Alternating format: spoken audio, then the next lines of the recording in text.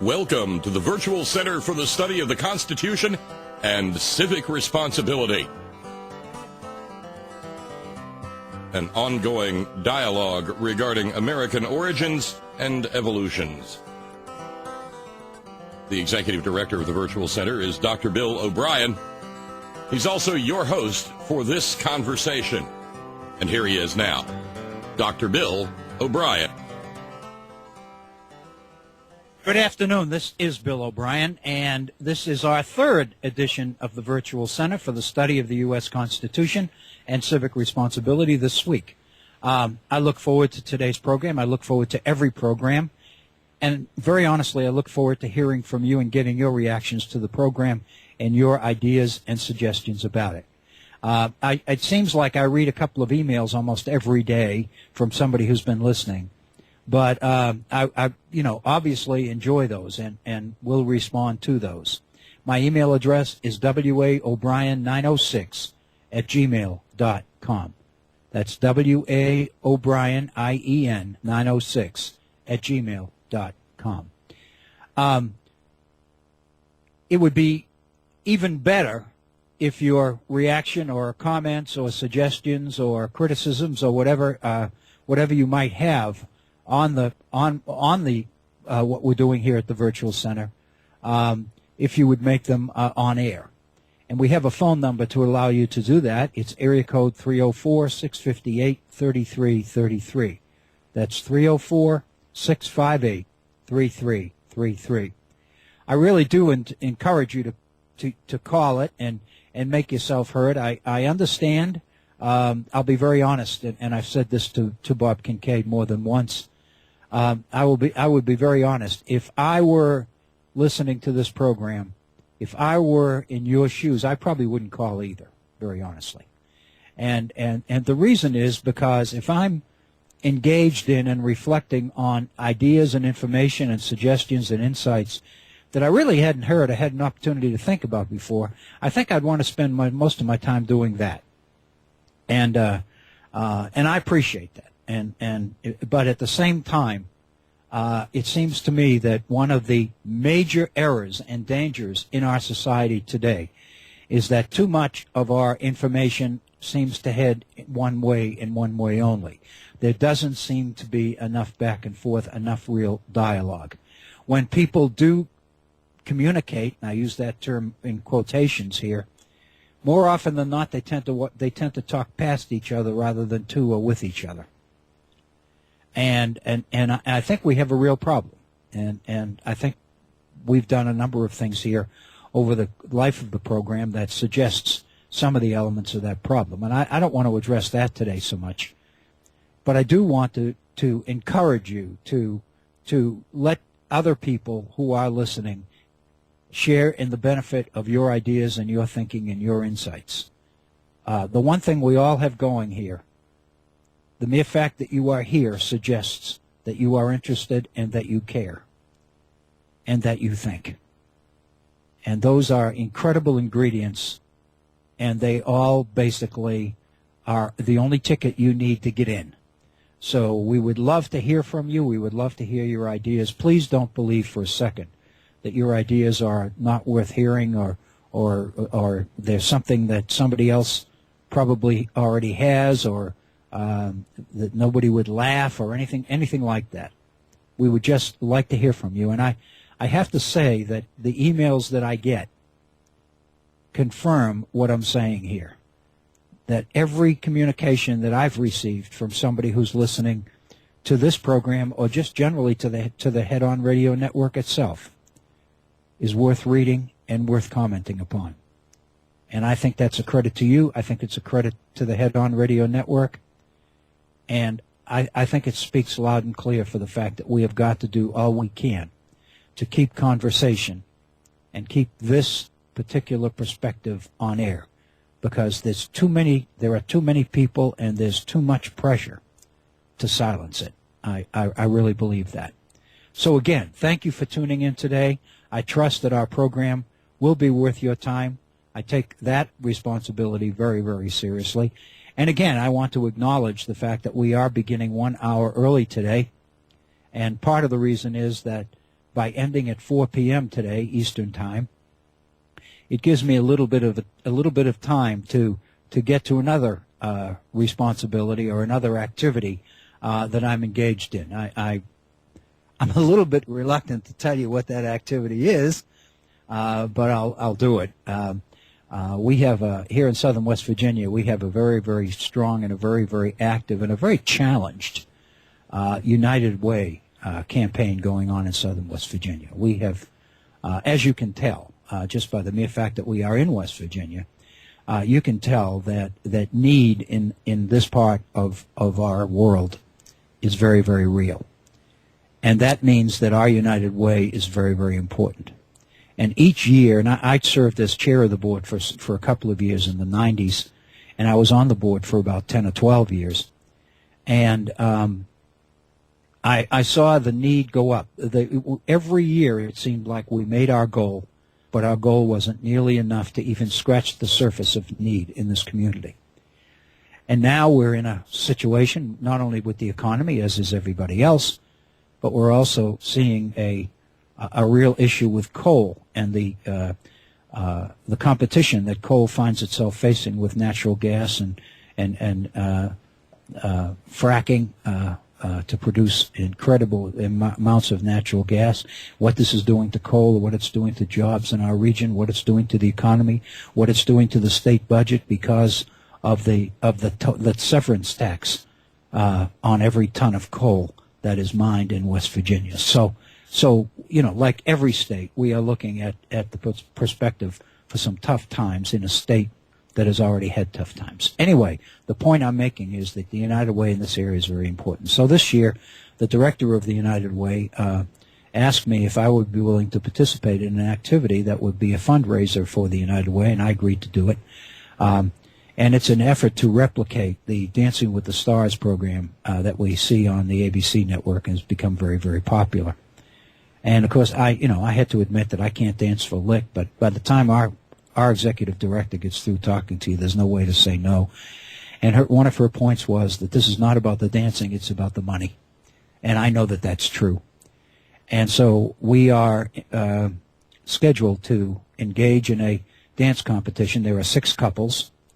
And we're scheduled to go on, so to speak, on the 20th of September, which is 3 weeks from from Friday evening. And so I'm engaged in practicing for that event. And I have a practice in costume this evening at 5. And so I need some time to change my duds and to get over there and once again prove to all who look that I can't dance. But I'm trying like crazy, and I appreciate the network, the Horns Network, and Bob and his folks, the willingness to let me begin the program a little bit early today. I know many of you listen with iPods and various other devices, and you're not listening as the program is being presented anyway, but I also know that some of you are, and those are the people I'm soliciting calls from. And I do encourage you to avail yourself of that phone number. Again, it's 304-658-3333. I've received some emails on the programs that we've done this week, focusing principally on Cleon Skousen's 28 principles upon which the American Republic is founded. These are taken from his book, The 5,000-Year Leap. It is a book, as we've said on 2 previous occasions, that has been highly endorsed and recommended by Glenn Beck and by a number of other people. Glenn Beck says that this is pretty much the source of his political ideology, his ideas, his perspective on government, on freedom, on free enterprise, and all the rest of it. And we, although it took some time, we kind of made it through all 28 principles yesterday. By the end of the program yesterday, we spent a lot more time on some than we did on others. I think there's an awful lot of reflection and insight to be derived from focusing and reflecting upon these 28 principles. I spent time yesterday trying to suggest the extent to which they connect to a contemporary, to a very, very active political agenda in today's world. And one of the things that we did yesterday, and I don't know how effective it was, but we looked at the mission statement and the specific concerns and issues being addressed by the James Madison program at Princeton University, the Madison program on American ideals and institutions. And we compared those concerns and those issues with the 28 principles that Cleon Skousen identified in his book. And so what it suggests is that there's a very, very obvious, very clear, demonstrable pattern to the particular ideologies associated with these kinds of issues. What Cleon Skousen is talking about is the same idea that is being put forth by prominent conservatives in the country, those that the media refers to as right-wing or Tea Partiers or whatever you want to call it. I'm thinking specifically of names like Ted Cruz and some others, but Ted Cruz is the one I'm thinking of because his name is so prominent in today's news as we move toward what looms to be another threat of a shutdown or a deficit default or whatever you might want to call it that we're heading for. It doesn't look good. And the question is this yet another game of political chicken in this country, or is it possible that we could really default on our debt? And of course the ramifications and implications of that is something that nobody even wants to think about. But apparently there is such animosity toward the Affordable Care Act, toward President Obama's health care initiative, that people are moving to desperate ends in order to try to short circuit and stifle the implication or the implementation of the program. I think, just as a comment, I think the very mention of this program and using the term Obamacare suggests. I read somewhere, I think it was in the Washington Post this week, it could have been in Dion's column. I think it may have been. But he made the point that this is the first time that we've associated a president's name with a particular program that he has endorsed. We don't talk about something called FDR security. We don't associate presidents' names with previous programs, but we do associate Obama's name with this program, and I think that says an awful lot about what's happening, and not only what's happening, but the tone with which it is happening as well. So I think this is very significant. And again, I think these principles, I got a couple of emails which people have suggested that they have found these principles and the commentary associated with them helpful. And that's the whole point. I don't take issue with every one of these principles. I think many of them are principles. I'm just struck by the old adage of apple pie and ice cream. I mean, some of these things you can't be opposed to. The importance of the family and all of these things. The issue of national strength. The idea of individual freedom. The idea of opportunity. I mean, there's no way in the world you can criticize these things. But the reality is, when you put the whole package together, you're able to basically draw some pretty informative conclusions. By conclusions, I don't necessarily mean final answers as if the book is closed. But clearly there's a thesis that begins to emerge here, or a hypothesis about what these principles are about and what kinds of assumptions they are based upon. And I don't think that there's any question that there are certain conclusions that we've drawn over the last couple of days that I think are very are easy to defend in looking at these principles. So I think that again, these obviously pertain directly to the founders. I mentioned yesterday that I was teaching an American history class this semester. Today was only the second meeting of the class, and it's a 50-minute, 3-time-a-week class, which means, you can't get a whole lot done in 50 minutes. At least I can't. And because I'm always looking for more depth and more depth and more depth. And if I keep going for more depth, we won't get beyond the colonial period by the time the semester ends. So I've got to kind of light a fire under myself and make sure that we keep moving. But you know, I mentioned again, we were talking this morning about the founders. And the reason that this stuff is so important is because so much is being done in the name of the founders. And I think Cleon Skousen's 28 principles are evidence of that. I mean, there's absolutely no question that these are issues and concerns that did indeed occupy the founders. There are enough quotes in here of relevant founders of Sam Adams and Jefferson and Hamilton and Washington and the rest of them, John Adams, to indicate that the founders did wrestle with and spend time on many of these concerns. However, it's very important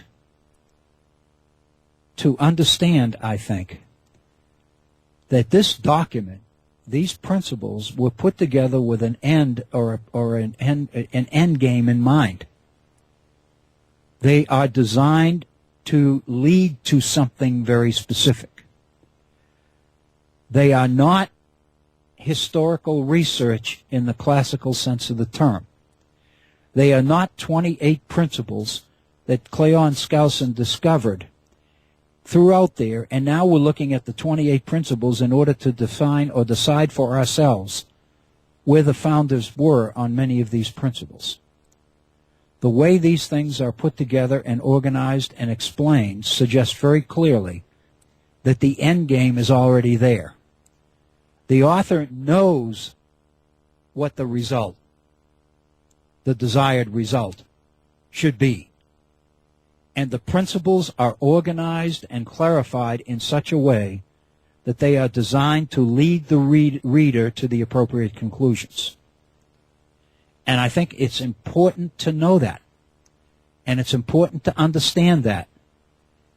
And where particular license has been taken on certain of the principles, where there may actually be, you know, errors of fact associated with it, it's important to point them out if they are known. And the one that strikes me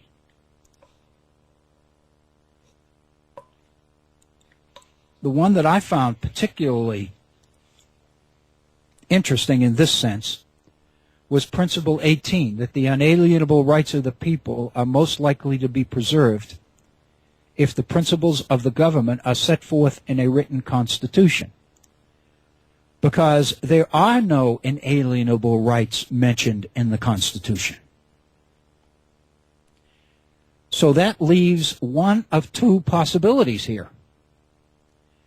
Either there is an intent to suggest, well, of course it could be an error. It may be that the person who put them together doesn't know, but I don't believe that. One option would be that there's an intent to suggest that the inalienable rights which Jefferson mentioned in the Declaration of Independence appear in the Constitution as well. If that's true, if that's the intent, then this is duplicitous. This is devious. This is academically flawed. That's the first thing. That's the first possibility. The second possibility is a little bit more interesting. And it suggests a relationship between the Declaration of Independence and the Constitution 11 years later, which almost requires a comment. Because it suggests that if you do recognize that the inalienable rights of the people, as Jefferson targeted them in 1776, are not the same as what's set forth in the written Constitution in 1787.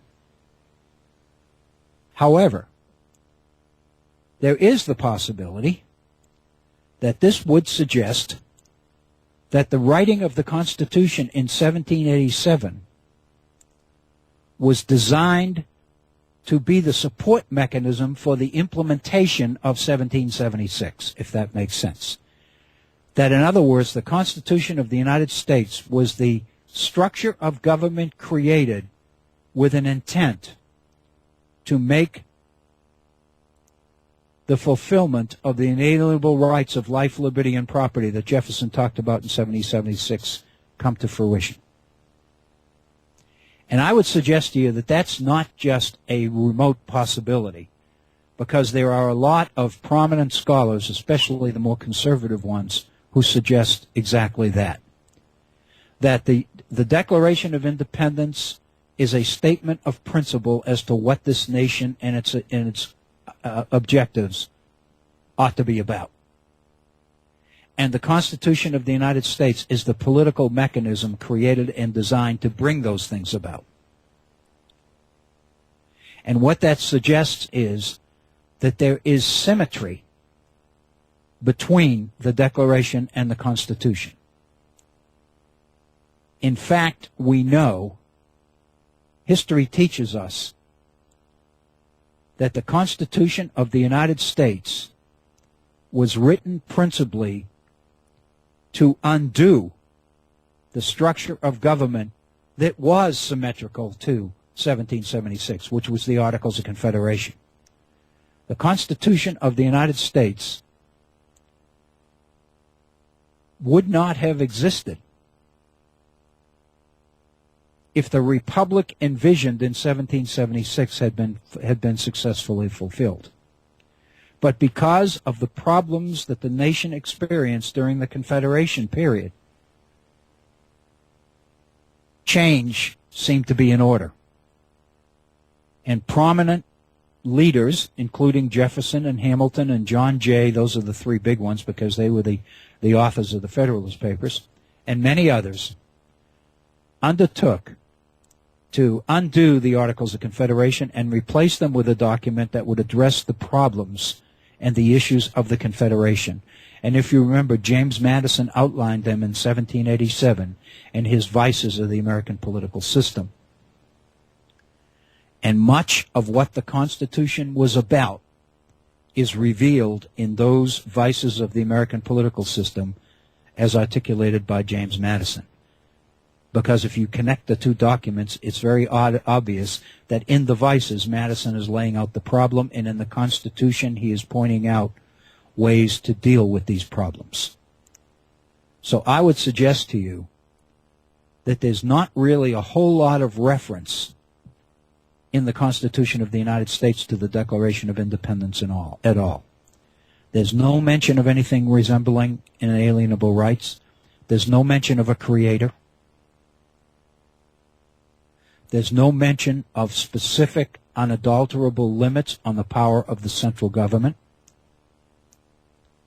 And one of Cleon Skousen's points is that the 10th Amendment is the most abused of all the amendments to the Constitution. The fact of the matter is, the 10th Amendment as written was not the 10th Amendment as initially conceived, because the word expressly was deleted from the final document.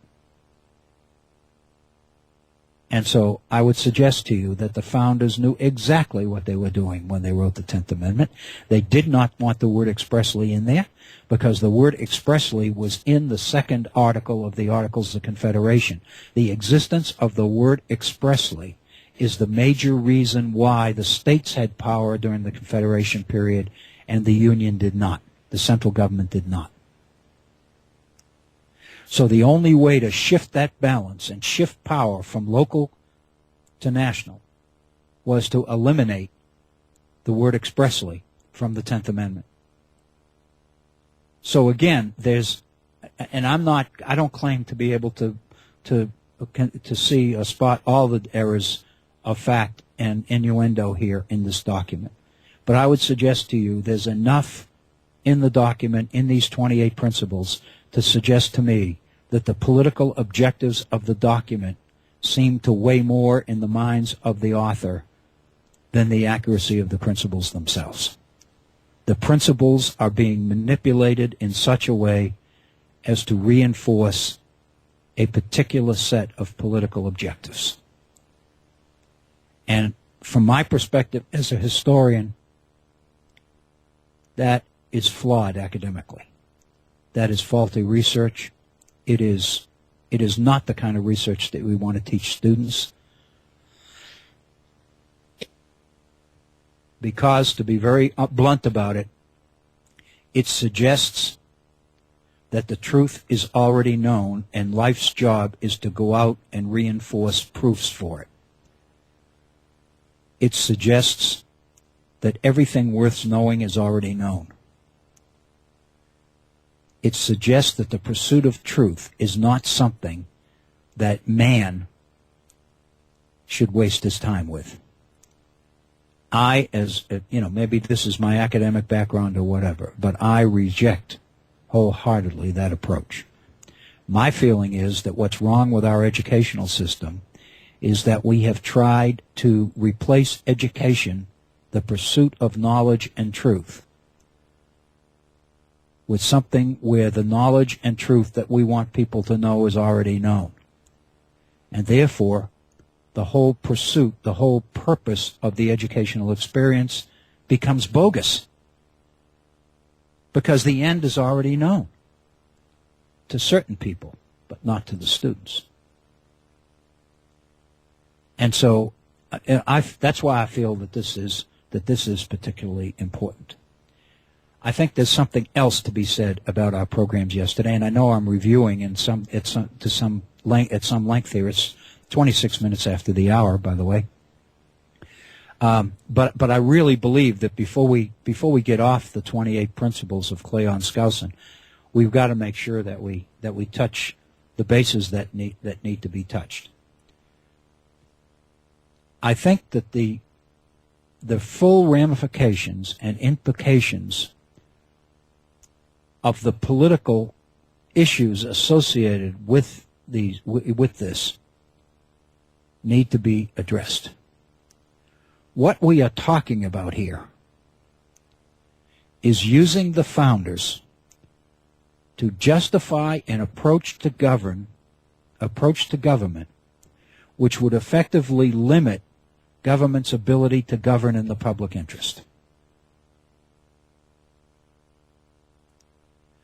What we are talking about here is using the founders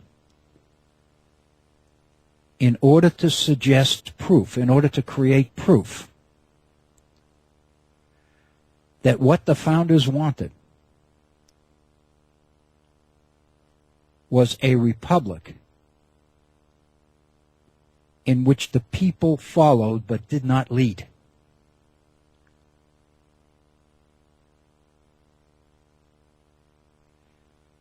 I think it suggests clearly a political agenda in today's world. I would suggest to you that the perspective or the potential of a shutdown and a deficit default and debt default and all these other things that seem to be in the offering as we move into the fall are connected to this. All of this is part of the same story.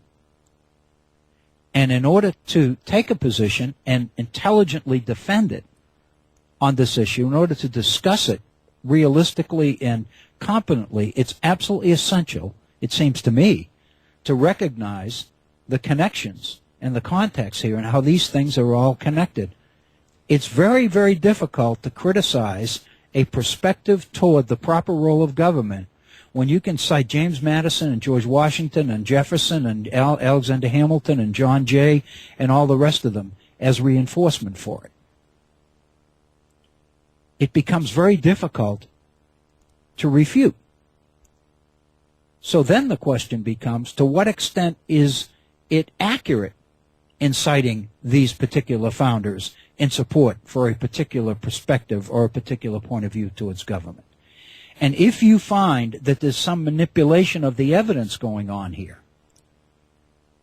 if you find that there are, that people are what's the word, the expression that people use, playing fast and loose with the evidence, then it seems to me it raises serious questions. And I think they are questions that all of us all of us need to address. And I think part of it, what I'd like to do during the rest of our first hour today, in the second hour I wanted to deal with something different, but in the first hour today I wanted to address an issue. One of the I distributed a document this morning to my history class. This is a class at the University of Charleston, by the way. Here, the University of Charleston has just opened a campus here in Beckley, and have asked me to teach this class for them. And of course, I live here, and it's not really that much of a problem for me. I can literally walk up the street to teach the class. It's about a 10-minute walk. So today was the second meeting, and I wanted to share something. I wanted to share something with the students, and I handed out this document, and I made a few general comments about it, but I didn't actually go through it with them because they have it and they can read it. And what I'm waiting for when we get our website here at the Virtual Center, I'll be able to make some of these documents available to you as well. At this point, I've tried to read them to you paragraph by paragraph, and that's difficult, and I realize that. And I really appreciate your willingness to hang in there with me, because that's not easy. It's not easy when I'm talking about something that you can't look at and see. And we're trying to rectify that situation. Several years ago, I would say 1996 maybe, about 12, 13 years ago, maybe 14 years ago, I ran across a document that I thought was superb. I was in the midst of teaching college classes. This seemed to be a document that would be very helpful in my efforts to teach history to students.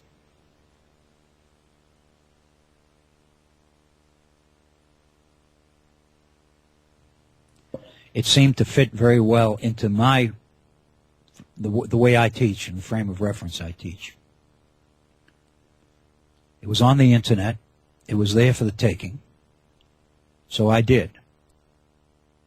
I have never claimed this to be my own document, however. Even this morning on the copy of the document that I handed out to the students, I gave appropriate credit for the creation of this document to William L. Kidder, who was the director of freshman and sophomore academic programs at Princeton University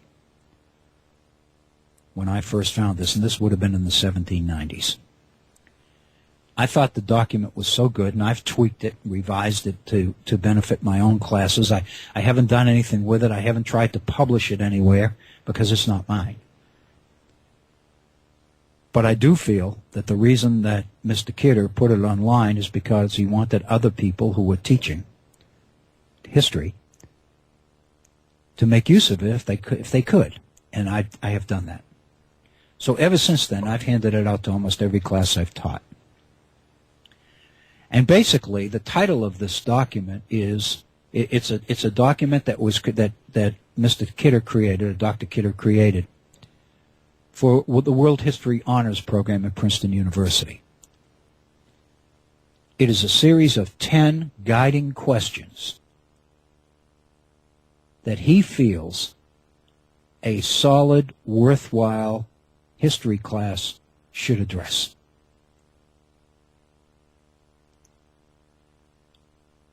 And I have constantly had done prior to this the same thing. And I thought he did it so well that, again, I have tweaked them and I have changed a few and these kinds of things. But basically, this is his idea. I give him full credit for it. I think it's an incredible job. But I wanted to give students this because we have and I put this in my class syllabus, and I'm sharing this with you. So many people have had the horrific experience in studying history, both in high school and in college, that if you ask them what history is, most often than not, they'll say, history is nothing but one damn thing after the other, because that's the way we teach it. And so something even remotely resembling questions like these are questions that few students have ever been exposed to. I think the mere fact that they were given to incoming freshmen at Princeton University in the honors program is significant. not only because it's the honors program, but because it's at Princeton University. So I thought these kinds of questions would fit very well here at the Virtual Center into the context of our programming based on where we are right now. I guess I'm suggesting that these kinds of questions and people's willingness to honestly wrestle with these kinds of questions will make it a sure thing that some of the issues and some of the problems that we've been talking about will be resolved. If more of our young people had spent some time, not more time, just some time, addressing ideas and issues like this, then very honestly they will be less likely to fall for much of what they're being asked to fall for in today's political world. I do think that this stuff pertains directly to the Virtual Center and directly to trying to understand the nature of our republic, because it deals with what our citizens know, what they could know, what education could teach them, in contrast to what we do teach them. So with that introduction, I thought if you'd bear with me, I'd like to share with you a few of these questions. And let me put them into context first by explaining the way Professor Kidder justified the document itself. He says the 10 questions listed below are derived from questions developed for Princeton University freshmen as guides to Princeton's World History course. We will address variations of these questions throughout the course to help you focus on important aspects of the material. These are questions worth asking about ourselves and about our world today. Asking them in different times as they might apply to different places and different peoples in the world can give us a better sense of who we are as individuals and as a culture. These are not questions with definite answers. These are questions that are intended to be revisited over and over and over again. And the point I try to, and your answers to these questions are the same as they are right now, because in this particular case, education didn't happen for you. That's how important these questions are.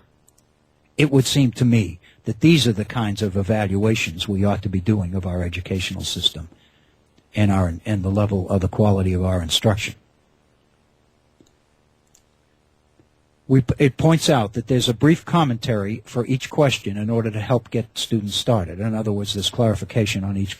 However, the questions are designed to allow for wide-ranging interpretation and speculation on each individual's part.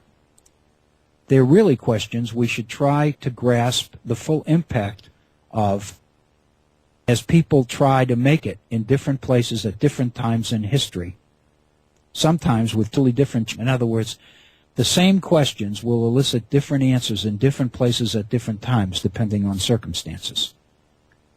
You should see changes in your own interpretation of what the question is asking as you apply it to different groups of people. The point is to be both creative and critical in thinking and learning. Don't ever allow yourself to give the questions a narrow, never-changing interpretation. Let the questions take you to new ways of looking at the world. All I had to do was see that on the internet, and I thought, man, this is powerful. This is good. Because these are the kinds of questions that become the core of a quality education, I believe. So let's look at them. The first one. What does it mean to be a member of the human community? Think about that. What does it mean to be human? To be a member of the human community? And here's the follow-up. Here are the clarifications to get people thinking about the question. What separates humans from other creatures, both as individuals and as groups? Is there more to being human than our textbooks tell us? what characteristics are unique to humans? Are there some characteristics that some people have that make them more human than other people? What's good about being human? Is there anything bad? Think about that. Just think about those issues. What does it mean to be a member of the human community? And of course, part of the issue is, if you're part of the human community, then are you born knowing what you need to know to be a constructive member of the human community, or must you be taught what you need to know in order to be a member of the human community? And if you are to be taught, who's to teach you, and how? And will everybody be taught the same? By definition, does the human community suggest an element of equality and sameness? When you talk about the human community, does that tend to deny the existence of divisions and classes and upper classes and lower classes and all the rest of it in the human community, or does it not? And then the question is, are there certain people in your mind, and this is something only you can think about, are there certain people you know that seem to be a little bit more human than other people? They seem to be a little bit more caring, a little bit more sensitive. They always seem to say the right things and act the right way and do the right things at the appropriate time and all of that. And, you know, are there people? What are some of the characteristics that those people that you would describe as more human than most of us have? What separates them? What identifies them or separates them from the pack, so to speak? And then the question, of course, is, are there negatives to being a member of the human community? I know one of the things that I've been experienced several times, and I know many people have done the same thing, is the idea of euthanasia. Over the course of the last 25 years, I've probably had to put down 5 or 6 animals that I loved. And I can remember on a few occasions the vet had told me, wouldn't it be wonderful if we could be this humane with people as well as our animals? When the animals reach the point of suffering beyond what we can handle, we have the right to end that suffering. Does that mean that the human species is deficient in that particular area? That's just a thought. But anyway, the first one then is, what does it mean to be a member of the human community? The second question to think about is, what's the best environment for humans? And of course, the first question you should think of is, the best environment for what? To live in? To work in? To conquer? To create? To perfect being human? To fulfill God's plan for you? To find refuge? To do as little as possible? And if you think about the natural as well as the man-made environment, nature as well as the environment that man has created for himself, is one always better than the other? Do you remember the scene early in Tom Sawyer, in Mark Twain's Tom Sawyer?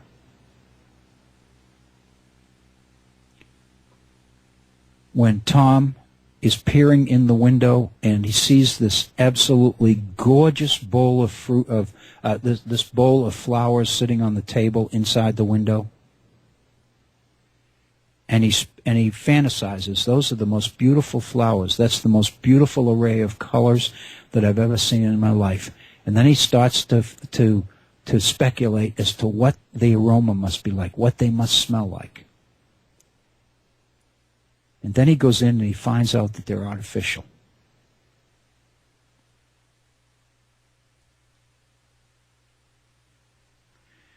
And basically the message there is it possible for humans to exceed nature itself? Is it possible to outdo Mother Nature? We sure as heck try, don't we? And what we're doing to the natural environment. We just had an experience here in southern West Virginia in July, where we finished the first Boy Scout Jamboree was held here on land that has been reclaimed from coal mining. The mountains are gone, and now we have, several hundred acres of land that has been converted into the Boy Scout Jamboree camp. And of course, the logic to this suggests, if we could, some people would eliminate the mountains that make the mountain state the mountain state.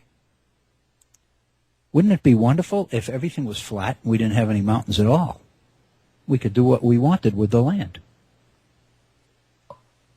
This is the way some people think, and so that's why these questions are so very important. The third question: how does one measure a good life? Of course, that's one that the ancients, Plato and Aristotle, played with all the time. How do we measure a good life? And the clarifications: what accomplishments or experiences are most valued in life? Is the best time to evaluate one's life while you're living it? Or is it necessary to do the assessment of one's life after it's over? Does that mean that only those who come after us can make that call? What constitutes a great life? Jefferson said, "We are endowed by the Creator with certain inalienable rights, among them the rights to life, liberty, and the pursuit of happiness." What's happiness? Money? Hitting the lottery? Being in love? Being respected and honored? Having military power? Having political power? It seems to me that all of us constantly need to revisit the issue of what constitutes the good life. The fourth question: how does technology affect our humanity? Not our community, our humanity. Does some technology make us more human and other technology make us less human? Think about that. Can the use of technology dehumanize us? Many people say that does. Can that actually happen?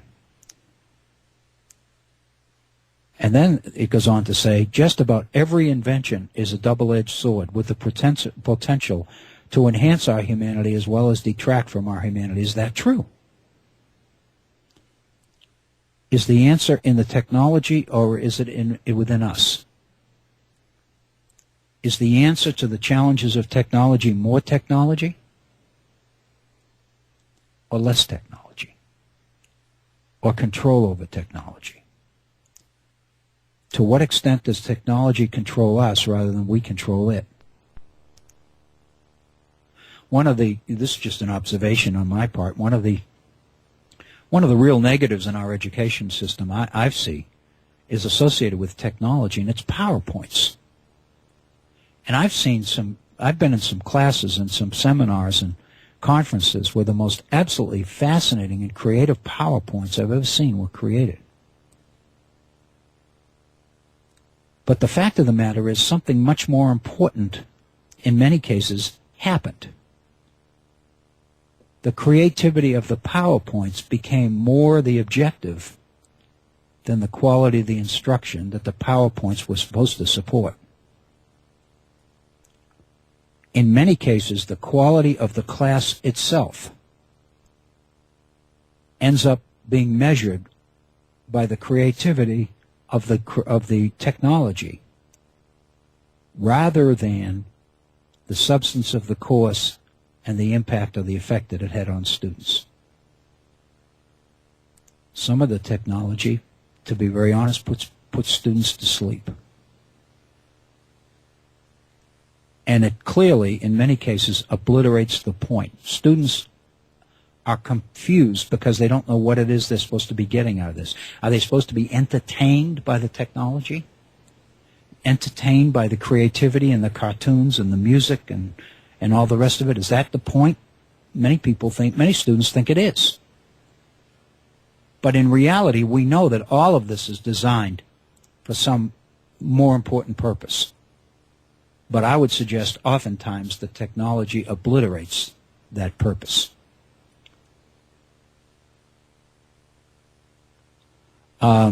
There are other questions here about technology. Is there ever a time when technology should be rejected because its negatives outweigh its positives? How about the decision to drop the atomic bomb? Would the world have been better if President Truman had said, drop that, we're not doing it?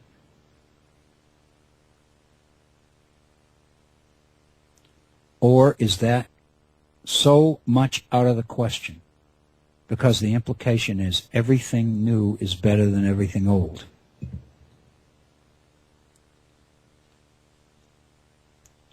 Are there people better able to make those calls than other people? Who makes these calls about technology? Who makes the calls to go forward or not to go forward? Are they the right people? How about technology in the classroom?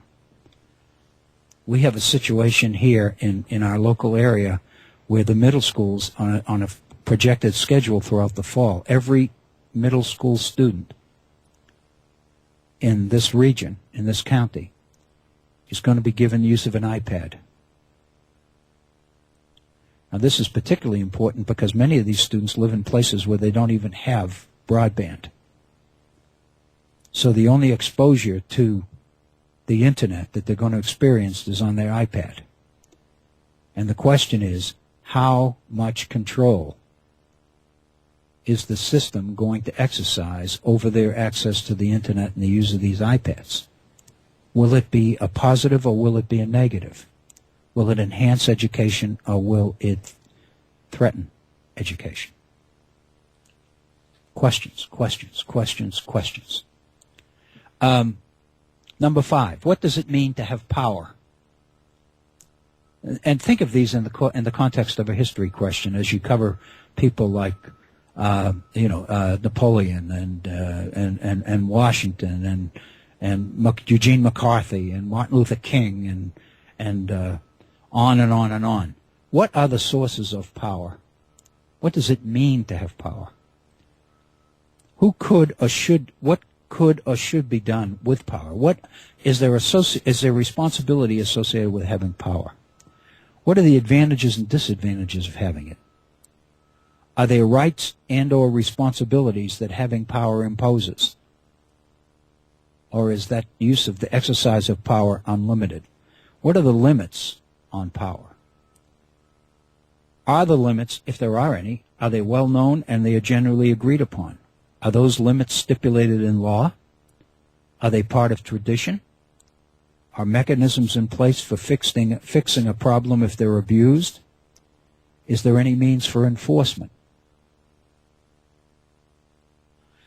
When we hear today that government is exceeding its legitimate constitutional authority with the the Health Care Act, for example, Affordable Care Act, on what basis is that allegation? That allegation is being made based on the fact that the founders had a point of view in mind, and government's enactment of that legislation exceeded what the founders intended. That's got to be the implication. That's why so many people believe it ought to be unconstitutional. When the Supreme Court ruled, Chief Justice Powers ruled that it was not unconstitutional, that it was a legitimate exercise of Congress's legislative power, then all sorts of examples and excuses came up about doing it. I've seen quotes, I've seen more than once the Jefferson quote from his first inaugural about one generation does not have the right to place the following generations in debt. Every generation for paying its own way so that the next generation can begin with a clean slate. And they cite it because it's Thomas Jefferson.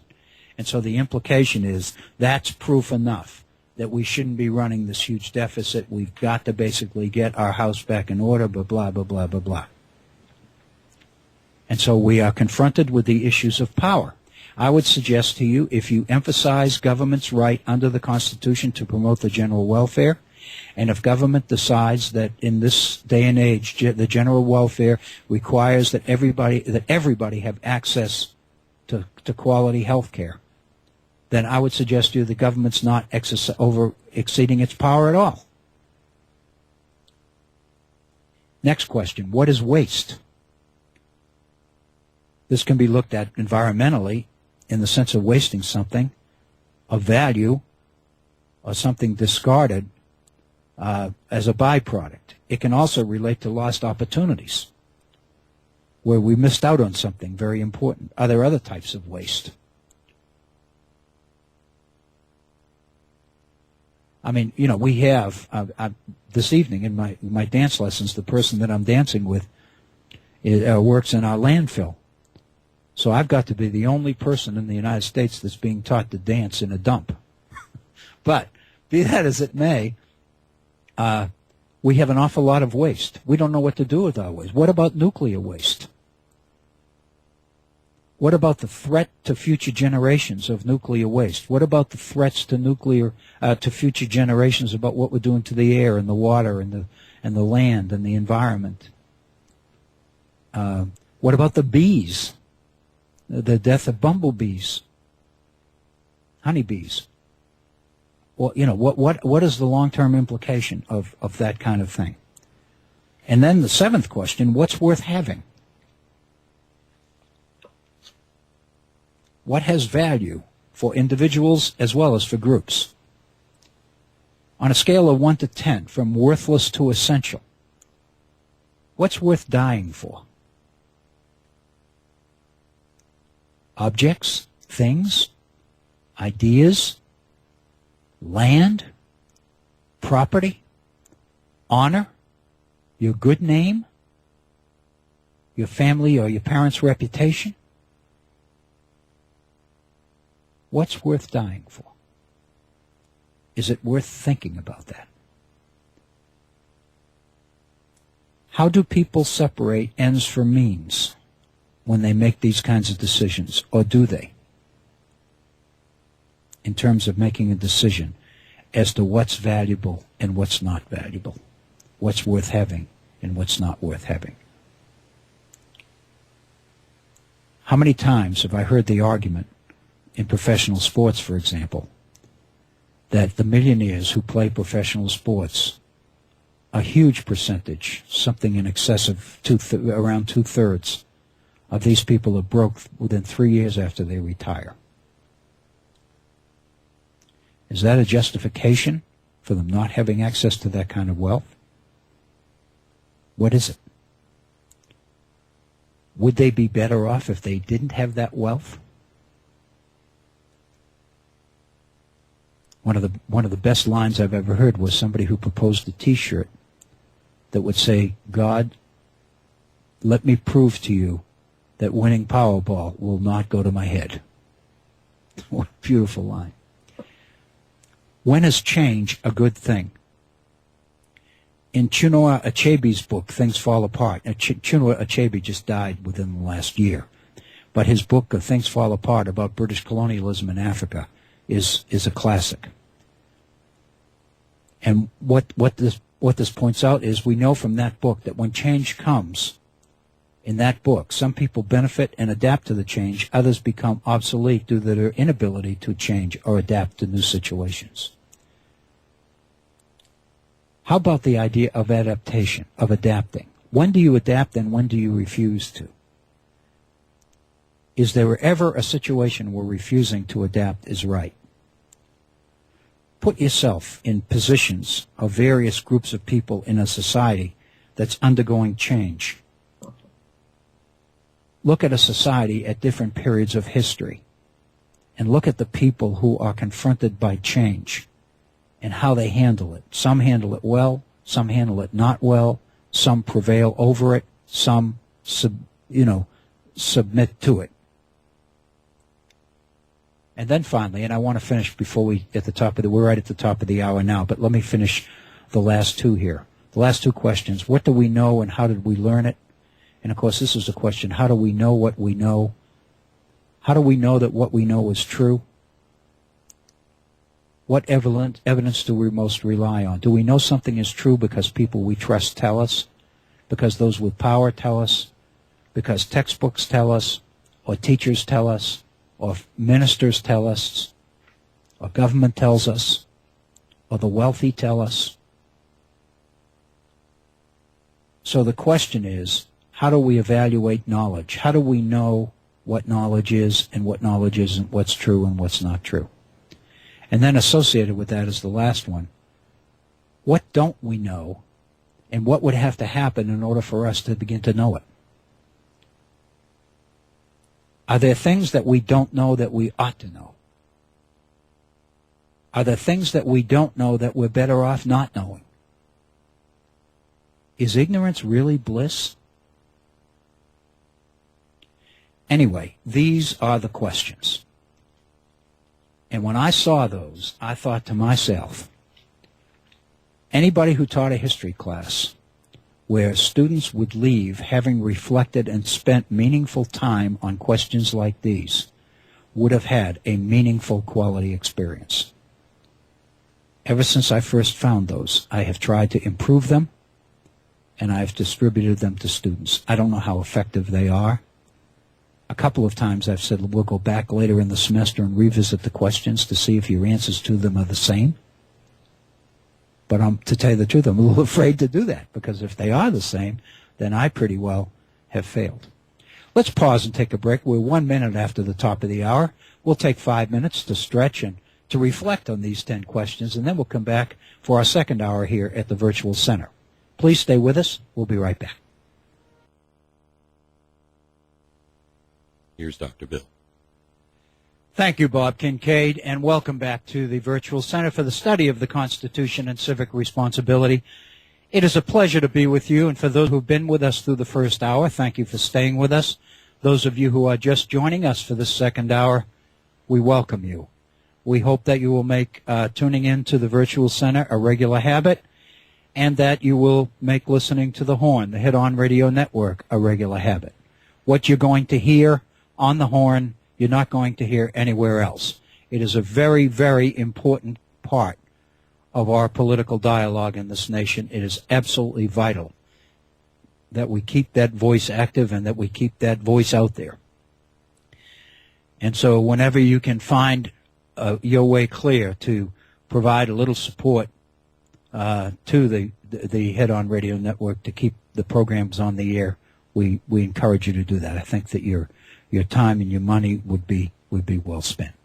I've personally thanked the folks at the Head-On for allowing us to put together and to put on the air a program like the Virtual Center. I believe, I've said many, many times, I believe it is incredibly necessary.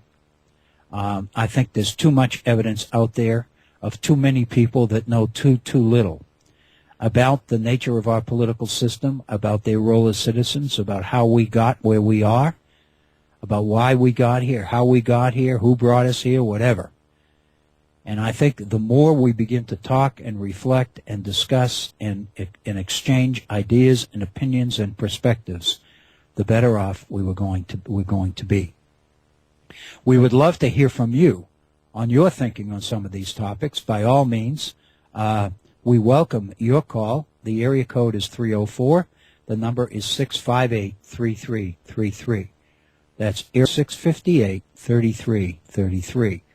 If you'd like to email me directly and offer your commentary or your point of view on a particular issue, by all means, I would love to receive it, and I will honor your email with a response. I commit to that. My email address is waobrien906@gmail.com. That's waobrien, IEN, all one word, 906 @gmail.com.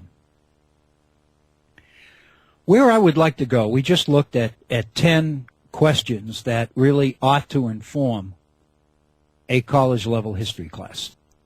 And, of course, the reason I present them is because it seems to me these are the kinds of issues which demand the kind of reflection that we don't get too often from our schools and from our students today. Our education system is not designed to raise these questions. In fact, if it addresses them at all, it is designed principally to give answers to them, with the idea that students will absorb and believe and accept without question the answers provided to these absolutely provocative questions. And of course, I just call your attention to Plato and Aristotle and other people who have called over and over again for a form of education where people pursue the answers to these questions. Plato himself, in the Republic, in the Allegorical Cave, addressed the role of educators and the role of the pursuit of knowledge. And Plato's argument is that what we need to know in order to answer the right questions, the important questions, is already within us. What education does is bring it out. It's give us the opportunity to recognize it, articulate it, see it, evaluate it, understand it, tweak it if necessary, but essentially structure our lives according to it. That's what the pursuit of knowledge is about to Plato. And it would seem to me that these are the kinds of questions that would fit very well into that intellectual framework. So, that's the reason I introduced them. It also, it seems to me, serves as kind of a counter to the 28 principles that we looked at the last couple of days. But again, the issue that I want to spend our last hour of this week on is a much more contemporary issue. And there are two reasons why I wanted to address this issue.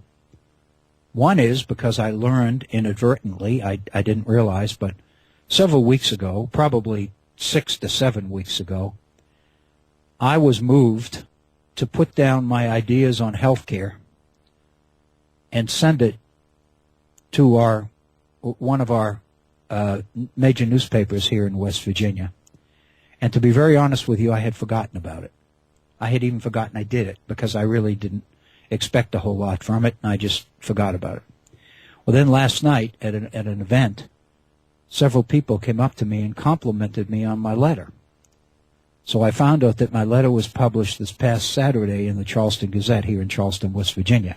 And of course, that is the Charleston Gazette is the major paper in West Virginia.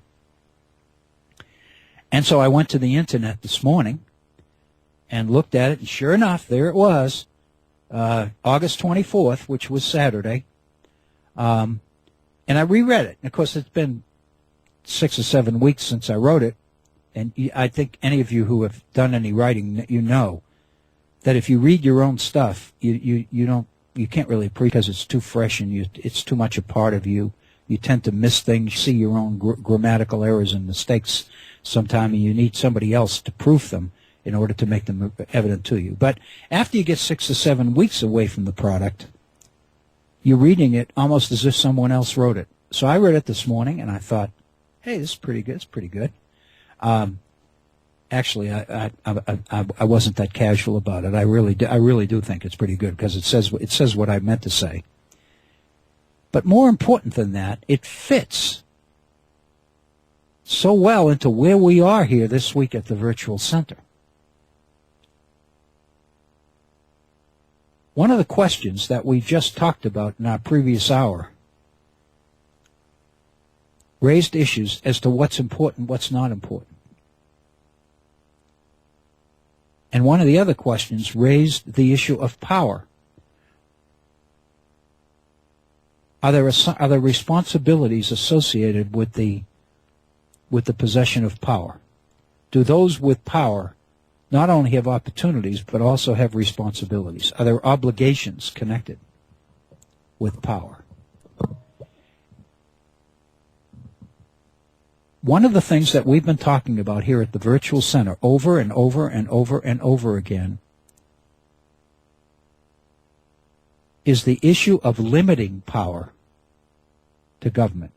Yesterday, we talked about mid-17th century oppositional ideology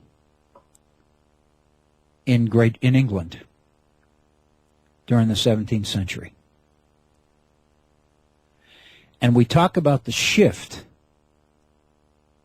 in perspective,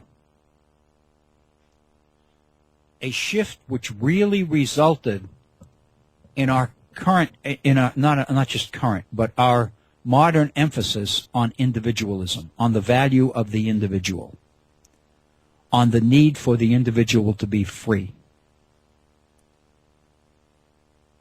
And we talked about the historical origins of that transition. Because up to this time, individualism was discouraged. In the medieval period, commerce and trade, all those things associated with advantage and profit were discouraged rather than encouraged. Because the assumption was that while they might benefit a particular individual, they promised to do nothing for the community as a whole. If you ever created a situation where some people had and some people had to do without, you would have potential discord.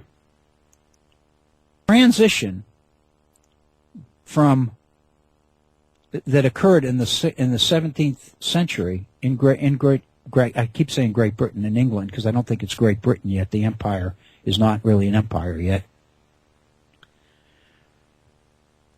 The transition that happened is the emphasis on individualism, on individual freedom, on the sanctity of private property, on the value of, on the need to limit government, because government was potentially the greatest threat to individual freedom. And of course, part of the reason that government was the greatest threat to individual freedom is because we were coming out of an era where kings claimed to rule by divine right. Absolutism, absolute power in the hands of the king or the crown or government generally was the exception. Was the rule, not the exception. And so naturally, absolute power was inconsistent with individual citizen freedom. So the only way that you could promote the importance and the value of individualism and individual freedom is to find ways to minimize the ability of government to interfere with or to restrict that freedom. And if you increasingly began to define it around the issue of property, then you can begin to see the ingredients of what is going to become capitalism in the modern world. Because we're talking about profit, and we're talking about individuals benefiting at the expense of other individuals. We're talking about some people having more than other people. And we're talking about the political challenges that that brings about on government. How does government manage? How do you govern a community where some people have so much more than they need and other people don't have anything near what they need? How do you manage that? Well, the point is that in the beginning with the ancients and up through the medieval period, the principal emphasis was on community, not on the individual. The objective for every individual was to conform, not to be a nonconformist, to go along, rather than to make waves. And so what we're talking about in this transition in 17th century England is very, very important. Because we're talking about a political structure, the need for a political structure which will support and reinforce these new kinds of emphases. What makes a human human? The ancients used to teach, Aristotle, Plato, and the rest of them, used to preach that the individual's full humanity could only be realized within community. That everything you are and hope to be was linked to where you lived and the people around you and the society you lived in. And if you did do well, you were expected to give back and share.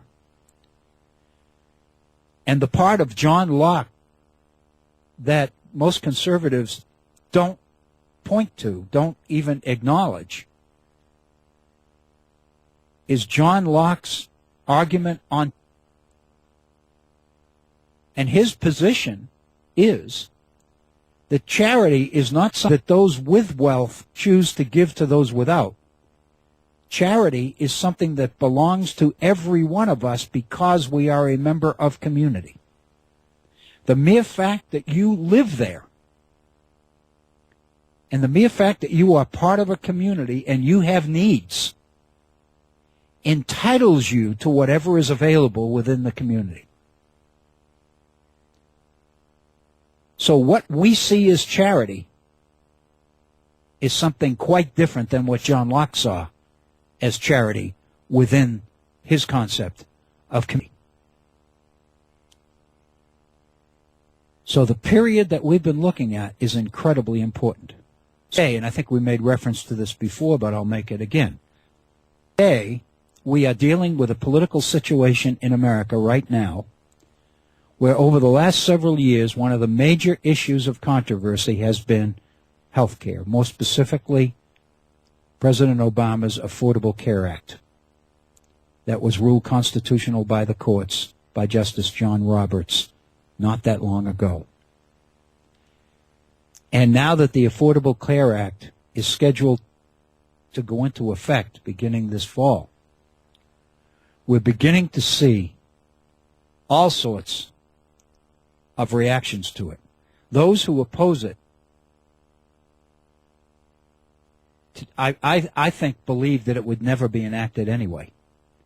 Once it was enacted, they tended to believe that the Supreme Court would never uphold it. But John Roberts surprised everybody when he voted with the majority in the case which ruled constitutional under the government's power, under Congress's power to tax the Affordable Care Act. Because the part of the Affordable Care Act that received the most attention, the most constitutional attention, was the requirement that people had to buy insurance, even the young and the healthy who didn't need it now.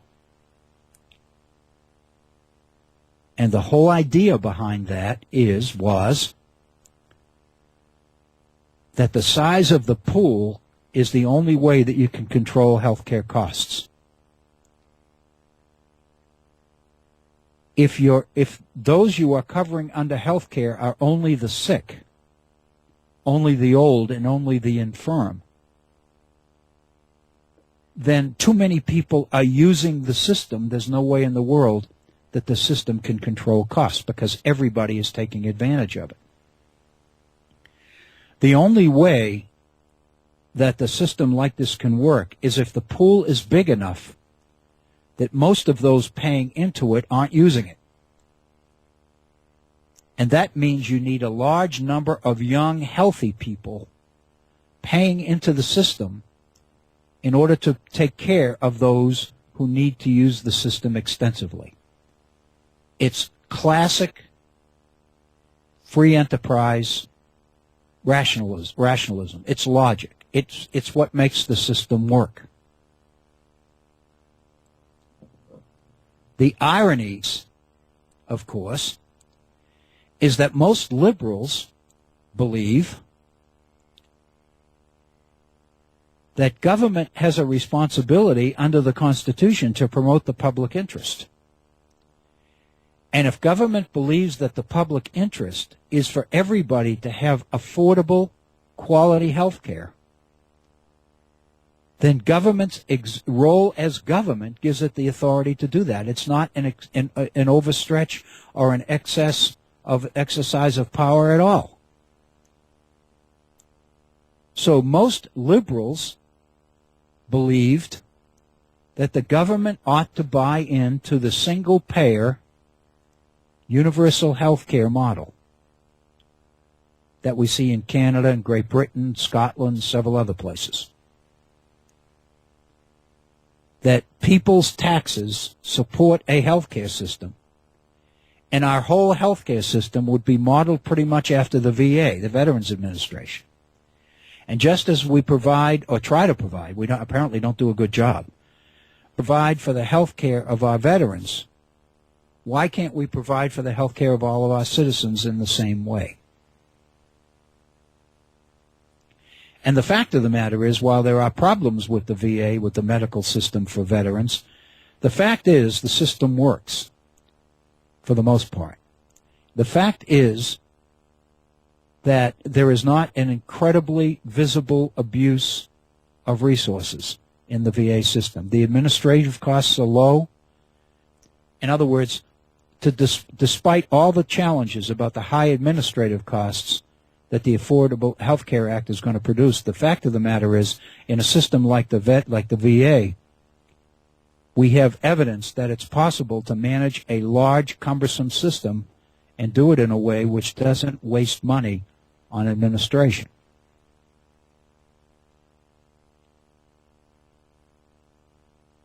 So that's the way liberals saw it, that what we needed to do is basically just provide everybody health care.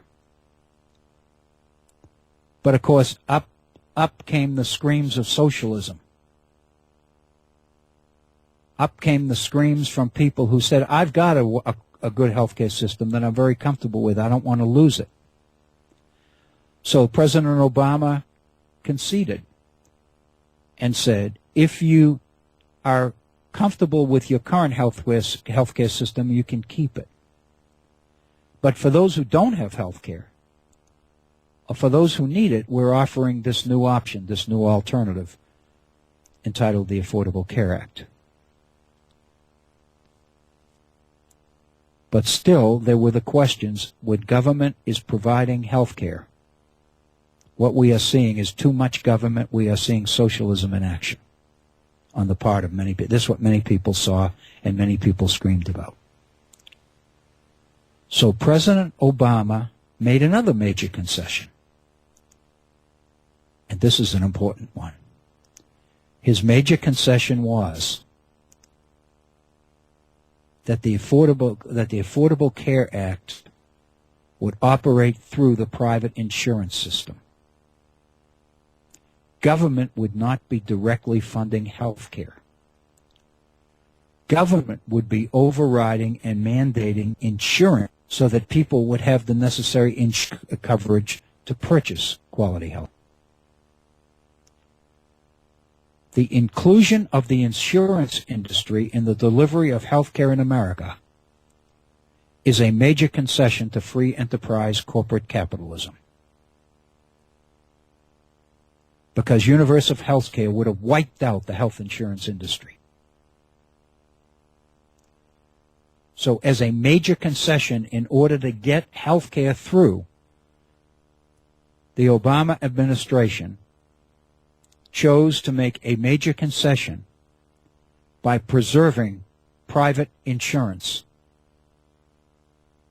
as a go-between, as a necessary pass-through in order to get health care. So the debate in this country is not over health care. It's over insurance, access to insurance. Who can purchase the insurance they need for the health care they need? It is ironic that the same people who screamed socialism turned around and took the administration to court over the requirement to purchase insurance, when in fact that requirement was a major concession to them. It is an indication as to how desperate those opposed to this administration are. Anyway, several weeks ago, I pretty much had it. And I sat down and I began to put together my own ideas about what's going on in healthcare in this country. And it was published in Saturday's Charleston Gazette. And if you're interested in getting a copy of the article, then I invite you to do so. Just go to wvgazette.com, westvirginiagazette.com. And on the very first page that comes up, click Opinion. And under the opinion, if you go down the page, my name is probably the fifth name down there. These are a list of the opinion pieces that have appeared in the Charleston Gazette in recent days. And my name is there, and you will find this article. So I thought, given everywhere we've been this week and given where we've come from, that as we move toward the end of our programming this week, this particular issue might be very, very telling for a lot of reasons, because it addresses a major issue in the controversies, the political and ideological controversies that we've been looking at this week. What is the appropriate power of government? What are the appropriate limitations on the power of government? What is the relationship between the freedom of the individual and the society or the community you live in? Are there people in our society who would overemphasize individual freedom and under or downplay civic responsibility? We see it all the time. People who argue that this is my piece of property, this is my home. If I want to put 3 trailers in the front yard, whatever my neighbors might think about it, that's my business, this is my property, this is America. And there's almost no sense of sensitivity or caring about those around us. There's no idea of community responsibility. There's none of it. And so it seems to me that that's what we've been talking about. And that's what this issue addresses. So if you'll bear with me for the last 15 minutes or so of our program, I'd like to share this piece with you, and if there's anything that I can add to it, I will. The title of this is the newspaper's title, True Costs of Healthcare Are Hidden. I think this is a very important issue, but I'm anxious to see what you think. The poor will always be with us, Jesus proclaimed.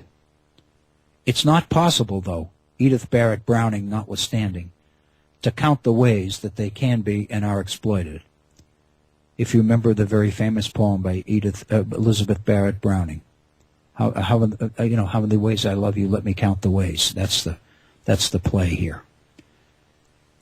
It's not the poor will always be with us, Jesus said, but it's not possible to count the ways that they can and are exploited in our society. This is me talking, one of the more despicable ways is to engage in strategies designed to make the poor go away, or appear to, by shielding them from sight.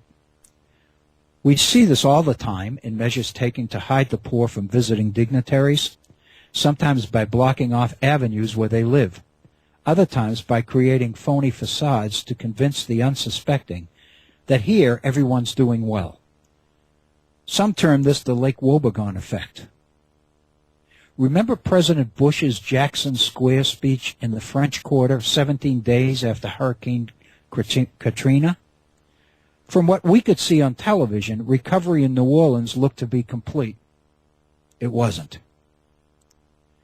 In today's debates about everything from health care to utility rates, cable rates to wireless, mortgage rates to APRs on credit cards, there's one truth that's hard to deny. Rates are going to increase, but only after provision is made to protect those in our society who can't pay. This is the key. The one thing we know for sure, whether it's health care, utility rates, cable rates, wireless rates, mortgage rates, it doesn't matter. Interest rates on credit cards, whatever the issue is, the one thing we know for sure is that the rates are going to go up. And what we also know is that when they go up, it's going to be because they have made provisions to protect those who can't pay the increases. We see it here in West Virginia in our Public Service Commission hearings on proposed electricity rate increases, in debate over hikes in turnpike tolls, telephone and wireless rates, hospital charges, in virtually every situation where a business involved in providing a public service seeks to raise its rates. Make provision for the poor and you effectively disarm the critics who would point to who cannot pay as an argument against the rate increases. In other words, if you cover the poor, It's carte blanche as far as what you charge. But you do much more here than simply inflate costs. You distort it. You widen the gap between the true cost and the price tag you ultimately hang on it to a point where cost no longer means anything. Per diem rates, deductibles, reimbursements, cost per unit, budget plans, all these are products of an out-of-control cost system that bears less and less resemblance to reality. Cost control is impossible because the key factor that drives it, the growing number of people served who can't pay, is virtually a moving target, an unknown. As long as the people who can't pay get it, then it becomes almost impossible to argue against the justice or the need for the rate increase. In healthcare, today's hottest issue, there are no shortage of examples of provisions that cover the uninsured. No one, you hear these all the time, no one is ever turned away from emergency rooms. The CHIP program covers children of the working poor. The private sector, Walmart, offers $4 prescriptions on generics to make sure that no one misses needed medication. Pharmaceutical companies will step up to assist seniors, etc., etc., etc. In a system driven by private insurance that fewer and fewer people can afford, a system that has already helped force 2 major automakers into bankruptcy, the principal case against universal coverage is that those who can afford services will be forced into waiting lines with those who can't. When push comes to shove, the one thing that the bottom line we come down to is the people with insurance feel that they have a right to not be thrown into a group with the people who can't afford to buy their own insurance. And this is my point. In truth, this is all a perverse shell game. See if you can pick the shell that hides the P. In this case, the P is the true cost of health care. How can we reform a system when no one can determine what it costs? Oh, we know what the charges are. We know what reimbursements are. But the hidden P in all of this is true cost. The real value of services to those who can't pay added to the value of services to those who can pay. The result, debate tends to focus on how best to pay for escalating costs rather than on whether those costs are really legitimate at all. This is extemporaneous. I'm not reading text here. What concerns me is that cost becomes uncontrollable because there's no way to measure it. And the reason there's no way to measure it is because there are so many people in the system who are getting it for free. And the reason they're getting it for free is because that's the only way the providers can get the rate increases they need to pay for it. So what we're ending up with is a situation where fewer and fewer people who can pay are paying to cover the costs of the people who can't pay the rates. So the charges continue to go up. But the real cost, nobody has any idea what it is, but figure it out because we don't have the information. Now I'm back into the text. Providers of public services, be it healthcare, electricity, natural gas, heating oil, insurance, all of it, regularly pass on the costs of services for those who can't pay to those who can. Those with insurance pay for those without it. We know this all the time. Why do you think emergency rooms don't turn down anybody? Do you think they just give it away? Somebody pays for it.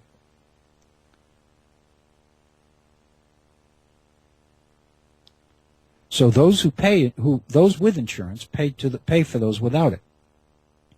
And who wins in this game? Certainly not the poor. If the true costs of services were the amount billed, in other words, if the bill you got for your medical services was really the cost of those services.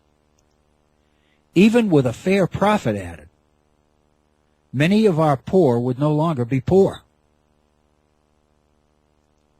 Some still couldn't pay, of course, but many who can't pay the inflated prices could pay fair rates. Insurance companies, they pay for the services, but they pass the rate increases on to paying customers with apologies to the regulators and assurances that the poor will be accommodated. So in a sense, what's happening is they are using the poor to justify the rate increases by promising to take care of the people who can't pay by increasing the rates on those who can. And what that means is the real costs are totally gone. There's no way in the world to reform a system when you can't even figure out what it costs. The only way to get a handle on total cost is to let the market determine price. This is controversial. The only way to get a handle on total cost is to let the market determine price. Doing that means that only those who can pay for a service, heat, light, water, sewer, phones, cable, healthcare, wireless, only they get it. The only people that can have it are the people that can pay for it. That would bring costs back to the earth, but at a substantial political risk. This is the key. It will reveal to all just how many of our citizens would be lacking in basic services without these subsidies. How many poor people we really have in our society. By giving them health care, reduced electricity rates, cell phones, and all the rest of it. You've seen the ad on television. Now that I have assurance, I can call my boss to tell him I'm going to be late for work. That's a beauty. I love that one. Perhaps we confuse means and ends here. We obfuscate real property numbers. We shield, we hide real poverty numbers in our society by hiding them behind a free market structure that really isn't free at all. Peter is being robbed to pay Paul, but few realize that a crime is even being committed. And here we are moving towards conclusion. The real winners here are private sector providers, those who set the rates, and those who use government to shield them from the wrath of consumers, Peter, by perpetrating the illusion of fairness. Why? Because there is no ceiling to cost increases, so long as we have concern for the poor, Paul, to justify them. And so long as we make provision so that those who can't pay don't have to. As long as we continue to do this, then it is impossible to refute the case. It's impossible to reduce the cost of health care because there's no way to get our arms around the cost of health care because so much of it is being given away. The people who can pay are being asked to pay for those who can't. That's the bottom line. And of course, if you haven't thought of this already, here's the next paragraph. Isn't this socialism? Or something that looks a lot like it? I thought it was Karl Marx who advocated taking from each according to ability in service to each according to need. I thought it was Marx who said you take from those who have in order to take care of those who don't have. We hear all the time that governments that would take from those who have in order to provide for those who don't are socialists. Obama is being called a socialist because of this program. He has structured the program in such a way that it is not socialist. By going through the private insurance industry, those who demanded that we don't have socialism sued him for it. And that a system like this would deprive all of us of our freedom to choose. That's what we hear all the time. A government that would take from those who have in order to give to those who don't are socialist. And that this is a system that would deprive all of us of our own freedom to choose. It would, this is not in the text, but it would interfere with the private relationship between doctor and patient and all these other things we've heard before. In fact, our biggest corporations are engaged in exactly this kind of theft, justified for the very same reasons, to provide for the poor. In fact, all of us are witnessing Marx in action. The difference is that the private sector is the culprit. Government regulators are the enablers. Protecting us from Marxism is its rationale. And out-of-control cost for public services is the result. That sentence, it seems to me, says it all.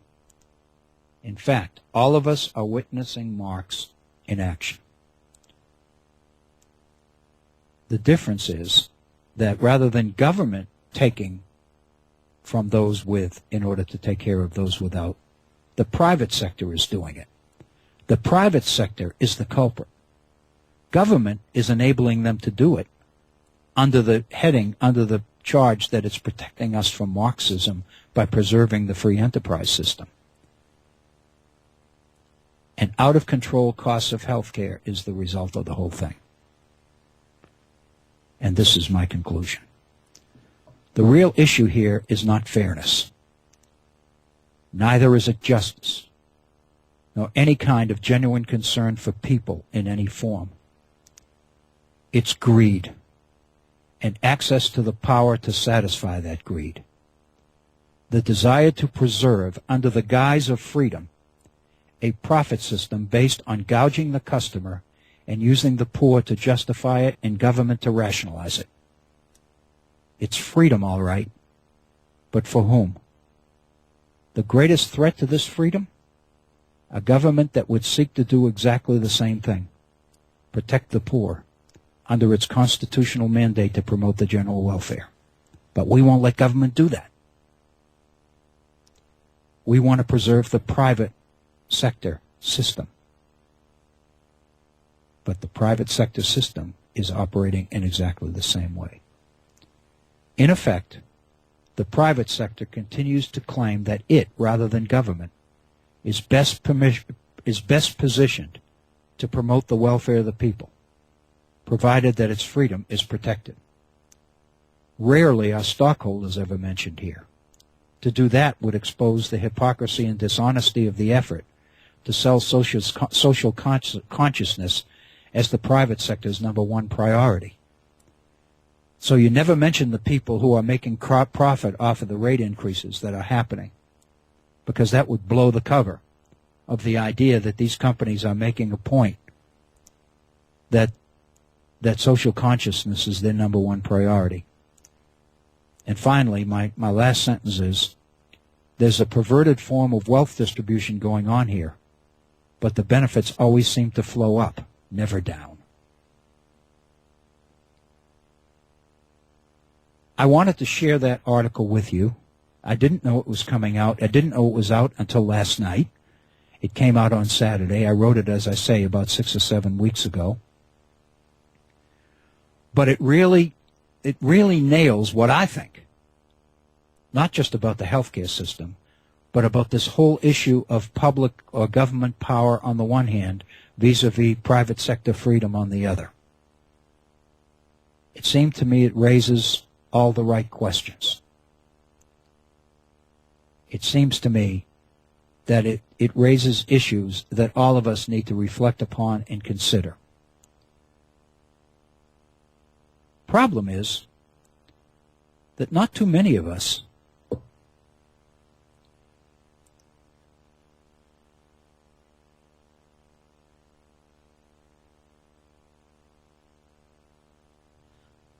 excuse me, the problem here is that not too many of us have been equipped with the kinds of skills we need to basically do what needs to be done here, to understand what needs to be done.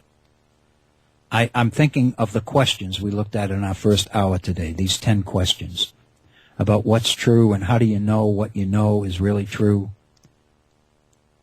and how do you learn, how do you know, how do you identify truth? Is it because of the person that delivers it to you or whatever? And so all of this, it seems to me, is in a way suggests that there seems to be a pervasive tendency in our society to suggest to our young people that there may be right answers to all of this stuff, but you don't have them. So we're going to basically give them to you. We're going to basically tell you, as Benjamin Rush said, about the proper mode of education in a republic. People don't naturally know and do what they need to know and do in order for a republic to work. Therefore, society has a direct responsibility to educate them into what they need to know in order to be a productive, contributing citizen in a republic. The question is, it seems to me, what does that do to the individual's ability to really understand the issues around which his whole life revolves? How dependent does that make on somebody? Does that make one on somebody else to tell us what to do, what to think, what's right, what's wrong, what's good, what's bad, what's up, what's down? I think it is incredibly important for all of us to think. I don't know the innards. I'm not a healthcare professional. I'm not clearly a scholar on healthcare. I worry about it. I worry about whether, in fact, I'm going to be able to get it or not, as I know many of you are. But I guess my problem is that I resent a little bit the implication that if society gives me the health care I need, somehow that's going to work damage to my character. That's going to make me less than appreciative. That's going to cause me to take aid from somebody else for granted, and it's going to cause me to sit back and do nothing and sit on my duff and wait for somebody to give me the next thing I need. That's the message. That's been the message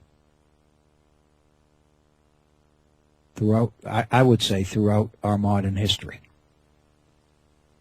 And what bothers me a little bit is, why is it that if I get a service, it's going to work damage to my character and my willingness to work and do for myself?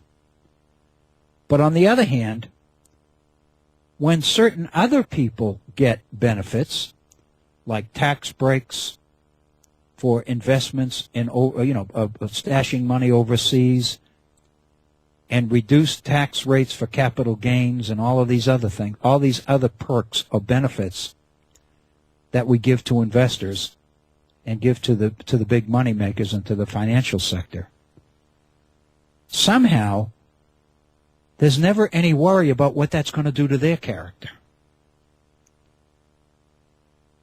But people spend an inordinate amount of time worrying about my character or your character. And I think what we're dealing with here is a real issue. And it's something that we need to think about. It's something that we continually need to address and that we need to push forward on hard. Again, I'm not an expert on health care.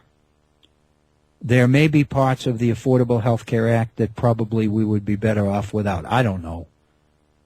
I'm just trying to figure it all out like everybody else. But I received an email today from a friend. And my guess is that the reason I received the email is because my friend didn't really get the point of the email. It was a story, and he said, as somebody who grew up Catholic, you'll probably appreciate this. And basically what it was a paragraph of the social good things that the Catholic Church has done throughout history. How many hospitals there are in the world that are Catholic hospitals. How many schools and universities there are that are Catholic schools and universities. How many billions of people on the face of the earth are being educated primarily through the offices of the Roman Catholic Church, etc., etc., etc. And then halfway through the email comes the kicker. All of this will be gone if Obamacare goes into effect. What the Catholic Church has done throughout its history, it will no longer be able to do. And now we're going to sock the taxpayers to pay for it. And suddenly I became very uncomfortable, especially when the email next asked me to talk to everybody I know about the elections of 2014 and make sure that every candidate for Senate and for local legislature and for House and for political office who supported the affordable health care system was defeated. And that we could maintain the kind of society with the kind of services that we've had for years and years and years, thanks to the good offices of the Catholic Church. And what we want to do is we want to make sure that we support every religion who's engaged in these things, and this is the killer, except the Muslims. And then the email closes with, how many Muslim hospitals have you ever been serviced by? How many Muslim schools have you ever been in? Of course, the implication is that this is a religion that does not do what the Catholic religion has done. And I began to squirm. I became very uncomfortable by this email because I got it from one of my best friends. And his argument was, since you grew up Catholic, I thought you would appreciate the data. I didn't appreciate the data. Not at all. It's 59 minutes after the hour, and our day is done. Our week is done. I want to thank you for your willingness to give us your valuable time. Please enjoy your evening and the rest of your week, and please be safe, because we want to make sure that you're back and able to join us next week. Let me remind you that we will not be doing a program on Monday, which is Labor Day. But we will be back on Tuesday, and we will stay with our 4 to 6 time. That I mentioned the 3 to 5 time. That's going to come later. We're not ready to do that yet. So we will be on at 4 p.m. Eastern Time next Tuesday, the 3rd day of September. I'm Bill O'Brien. Thank you so much for listening. Please be safe, and good day.